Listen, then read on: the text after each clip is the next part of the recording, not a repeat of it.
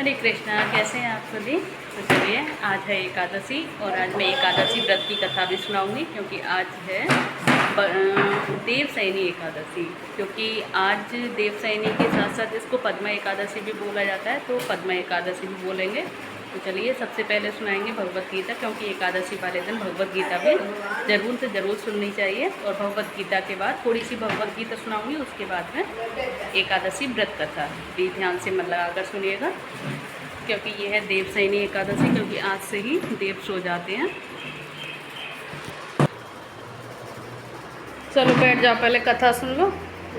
कथा सुन लो अब पहले एकादशी की। आज एकादशी है, एकादशी की कथा और भगवत गीता सुन लो।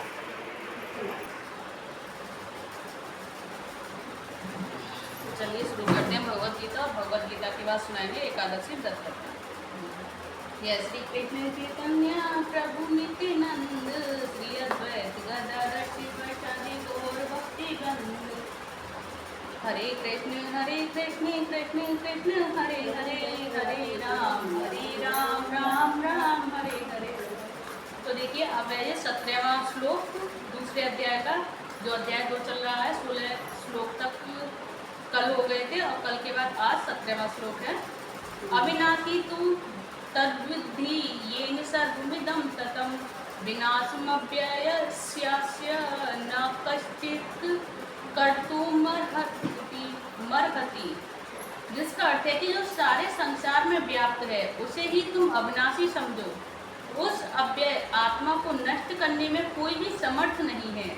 जिसका अर्थ है कि इस श्लोक में संपूर्ण शरीर में व्याप्त आत्मा की प्रकृति का अधिक स्पष्ट वर्णन हुआ है। सभी लोग समझते हैं कि जो सारे शरीर में व्याप्त है वह चेतना है। प्रत्येक व्यक्ति को शरीर में किसी अंश या पूरे भाग में सुख दुख का अनुभव होता है, किंतु चेतना की यह व्याप्ति किसी के शरीर तक ही सीमित न रहती है, किसी के शरीर तक ही सीमित रहती है। एक शरीर के सुख तथा दुख का बोध दूसरे शरीर को नहीं हो पाता। फलतः प्रत्येक शरीर में व्यक्ति आत्मा है, और उस आत्मा की उपस्थिति का लक्षण व्यक्ति चेतना द्वारा परिलक्षित होता है, और इस आत्मा को बाल के अग्रभाग के 10,000वें भाग के तुल्य बताया जाता है। श्वेताश्वतर उपनिषद में इसकी पुष्टि हुई है। तो चलिए, इससे आगे का हम कल शुरू करेंगे, क्योंकि अभी एकादशी व्रत कथा भी सुनानी है। थोड़ी सी मैंने भगवत गीता सुना दी, क्योंकि 17वां श्लोक ही काफ़ी बड़ा है, तो इसे कल पूरा करेंगे। जय श्री कृष्ण चैतन्य प्रभु नित्यानंद श्री अद्वैत गदाधर शिवाचार्य गौर भक्ति वृंद। हरे कृष्ण कृष्ण कृष्ण हरे हरे, हरे राम राम हरे हरे। तो चलिए, अब एकादशी व्रत का महात्म्य सुनाते हैं। आज की एकादशी का आज है देवशयनी एकादशी। देवशयनी एकादशी या पद्मा एकादशी इसको नाम है। आषाढ़ मास की शुक्ल पक्ष की देवशयनी एकादशी का महात्म्य। जो युधिष्ठिर ने पूछा कि हे भगवान, आषाढ़ के शुक्ल पक्ष में कौन सी एकादशी होती है और उसका नाम और विधि क्या है, यह बतलाने की कृपा करें। तो भगवान श्री कृष्ण बोले कि हे राजन, आषाढ़ शुक्ल पक्ष की एकादशी का नाम है देवशयनी। मैं उसका वर्णन करता हूँ। वह महान पुण्यमयी, स्वर्ग एवं मोक्ष प्रदान करने वाली और सभी पापों को हरने वाली तथा उत्तम व्रत है। और आषाढ़ शुक्ल पक्ष में देवशयनी एकादशी के दिन जिन्होंने कमल पुष्प से कमल लोचन भगवान विष्णु का पूजन तथा एकादशी का उत्तम व्रत किया है, उन्होंने तीनों लोकों और तीनों सनातन देवताओं का पूजन कर लिया। हरिशयनी एकादशी के दिन मेरा एक स्वरूप राजा बलि के यहाँ रहता है, और दूसरा क्षीर सागर में और शेषनाग की सैया पर तब तक शयन करता है जब तक आगामी कार्तिक की एकादशी नहीं आ जाती। अतः आषाढ़ शुक्ल एकादशी से लेकर कार्तिक शुक्ल एकादशी तक मनुष्य को भली भांति धर्म का आचरण करना चाहिए। जो मनुष्य इस व्रत का अनुष्ठान करता है वह परम गति को प्राप्त होता है। इस कारण यत्न पूर्वक इस एकादशी का व्रत करना चाहिए। और एकादशी की रात में जागरण करके शंख चक्र और गदा धारण करने वाले भगवान विष्णु की भक्ति पूर्वक पूजा करनी चाहिए। ऐसा करने वाले पुरुष के पुण्य की गणना करने में चतुर्भुज ब्रह्मा जी भी असमर्थ हैं। हे राजन, जो इस प्रकार भोग और मोक्ष प्रदान करने वाली सर्व पापहारी एकादशी के उत्तम व्रत का पालन करता है, वह जाति का चांडाल होने पर भी संसार में सदा मेरा प्रिय करने वाला होता है। जो मनुष्य दीपदान, पलाश के पत्ते पर भोजन और व्रत करते हुए चौमासा व्यतीत करते हैं, वे मेरे प्रिय हैं और चौमासे में भगवान विष्णु सोए रहते हैं। इसीलिए मनुष्य को भूमि पर शयन करना चाहिए और श्रावण में साग, भादों में दही और क्वार में दूध और कार्तिक में दाल का त्याग कर देना चाहिए। अथवा जो चौमासे में ब्रह्मचर्य का पालन करता है, वह परम गति को प्राप्त होता है। तो हे राजन, एकादशी के व्रत से ही मनुष्य सभी पापों से मुक्त हो जाता है और अतः सदा इसका व्रत करना चाहिए और कभी भूलना नहीं चाहिए। और देवसैनी और प्रबोधनी के बीच में जो कृष्ण पक्ष की एकादशियां होती हैं, गृहस्थ के लिए वे ही व्रत रखने योग्य हैं और अन्य मासों की कृष्ण पक्षी एकादशी गृहस्थ के रखने योग्य नहीं होती। शुक्ल पक्ष की एकादशी सभी करनी चाहिए। इसमें एक एकादशी करने का बताया गया है कि कृष्ण पक्षी एकादशी गृहस्थ रखने योग्य नहीं होती, यानी जो शुक्ल पक्ष की होती है उसे हर एकादशी को रहना चाहिए। लेकिन हम तो सभी रहते हैं, चाहे वो शुक्ल पक्ष की हो या कृष्ण पक्ष की हो। तो ये रही इसमें पूरा महात्म, देवसैनी एकादशी के व्रत का महात्म। और आगे मैं कल आप सभी को, कल या परसों आपको वीडियो में वो बताऊंगी कि जो चार माह होते हैं बीच में, उसके व्रत का महात्म क्या होता है। जो 4 माहों का जो व्रत बताया गया है इसमें, उसका महात्म भी मैं नेक्स्ट वीडियो में लेकर आऊँगी आप सभी के लिए। और ये थी आषाढ़ मास की शुक्ल पक्ष की देवसैनी एकादशी व्रत का महात्म। तो अब इसकी कथा भी सुनाती हूँ मैं, आषाढ़ मास की शुक्ल पक्ष की देवसैनी एकादशी व्रत की कथा, जो कि सुनने मात्र से ही सभी पापों का नाश हो जाता है। तो इसमें केवल, इस किताब में केवल महात्म दे रखा है इसका। अब मैं दूसरी किताब में से आप सभी को सुनाती हूँ, वो है आषाढ़ मास की देवसैनी एकादशी व्रत की कथा। चलिए दूसरी में से बोलते हैं। देखिए, अब मैं इस किताब में से सुनाऊंगी आप सभी को पद्मा एकादशी या हरिशयनी एकादशी व्रत कथा। तो चलिए ध्यान से मन लगाकर सुनिए और कमेंट बॉक्स में जय श्री हरि अवश्य लिखें। चलिए, आषाढ़ मास के शुक्ल पक्ष की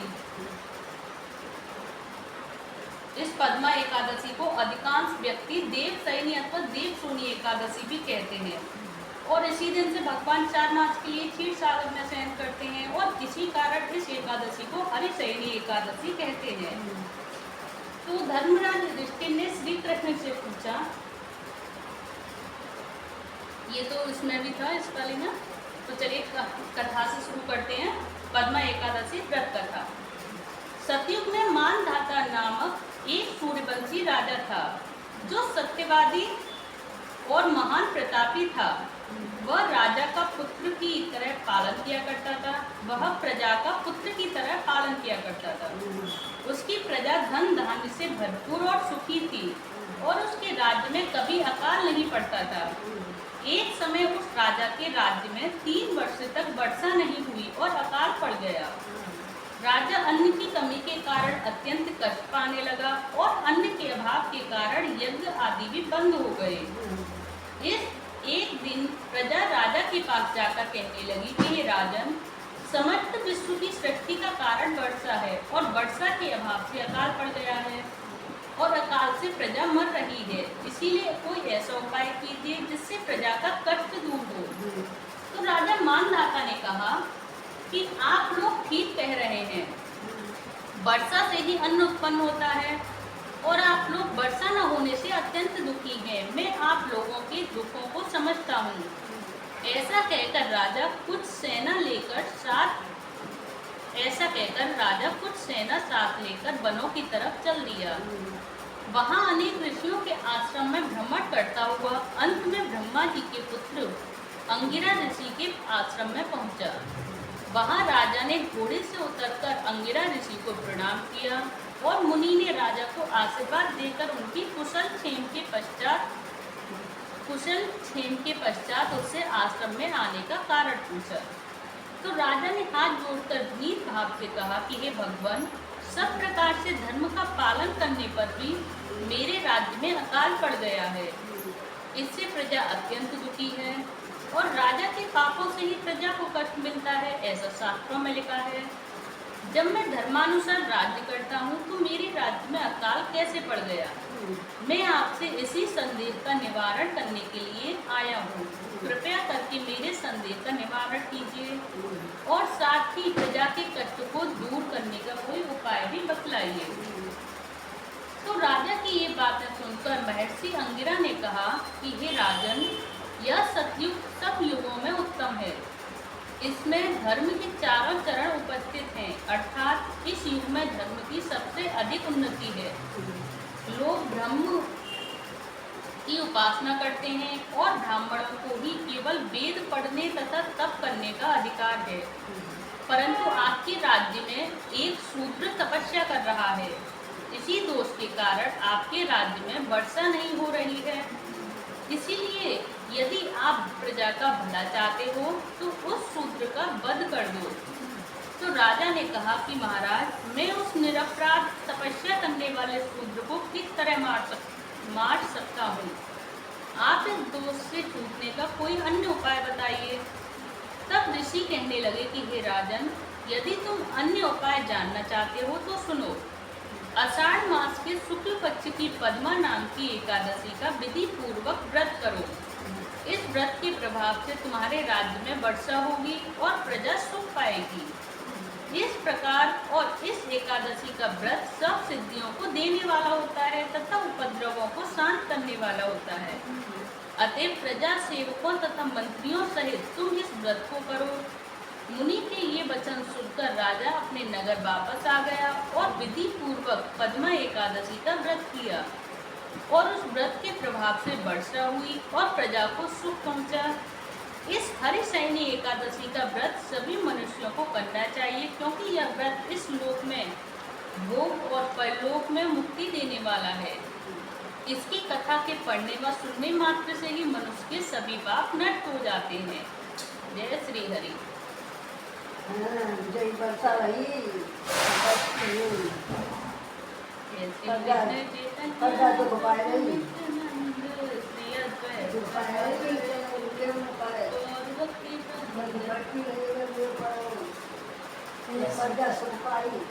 देखिए, ये रही हरिशयनी एकादशी व्रत कथा यानी पद्मा एकादशी व्रत कथा। आप सभी को कैसी लगी? और ये कथा जरूर से जरूर सुनाएं। जो व्रत रहे हैं वो तो जरूर ही सुनाएं और जो ना भी रहे हैं वो भी जरूर सुनाएं, तो उनको भी फल मिलेगा इस एकादशी व्रत का। क्योंकि हमारी दादी अम्मा नहीं रहती, वो उनको भी मैं सुनाती हूँ और मैं रहती हूँ तो मैं पढ़ती हूँ। तो आप सभी से भी कहूँगी कि आप जरूर से जरूर सुनाएं एकादशी व्रत कथा। हरे कृष्ण कृष्ण कृष्ण हरे हरे, हरे राम राम राम हरे हरे।